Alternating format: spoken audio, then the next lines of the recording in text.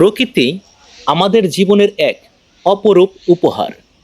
সবুজ গাছ, নদী, বাতাস, পানি, পাখির গান সব মিলিয়ে এই পৃথিবী যেন এক সুন্দর কাব্যর মতো।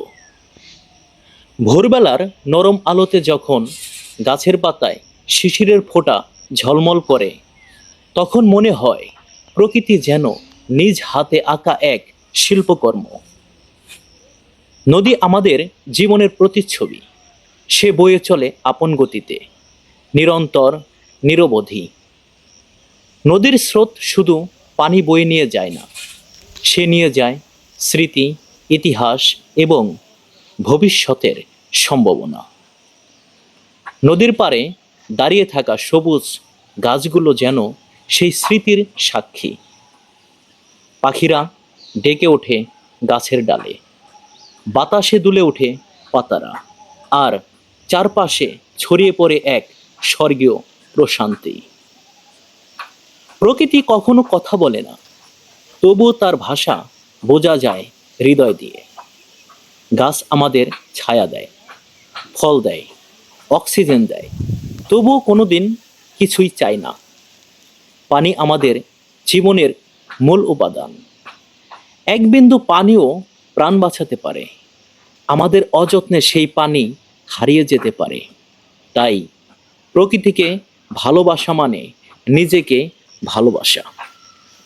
সবুজ গাছের ছায়ায় বসে থাকলে মনে হয় পৃথিবী এখনো সুন্দর। যখন দেখি একটি ছোট্ট শিশু নদীর ধারে খেলছে, পাখিরা নীড় গাচ্ছে গাছে, তখন বিশ্বাস হয় এই পৃথিবী এখনো ভালো আছে।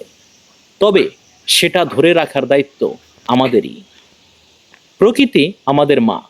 এই মাকে ভালোবাসতে শিখি, তার যত্ন নিতে শিখি। গাছ লাগাই, নদী বাঁচাই, পানি অপচয় না করি।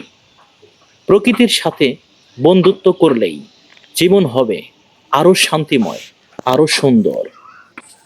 প্রকৃতি মানেই এক অপার শান্তির নাম। নদীর কলকল ধ্বনি, সবুজ গাছের ছায়া আর ঠান্ডা বাতাস মিলে তৈরি করে এক স্বপ্নের জগৎ। পানির নরম স্পর্শে মাটির গন্ধ মিশে যায় হৃদয়ের গভীরে।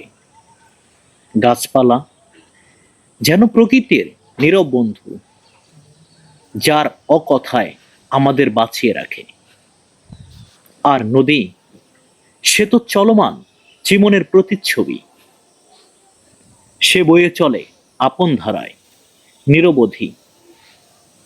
এই প্রকৃতির কোলে একটু সময় কাটালেই মনের সব ক্লান্তি যেন হাওয়ায় মিশিয়ে যায়। প্রকৃতি শুধু সৌন্দর্য নয়, এক পরম আশ্রয়।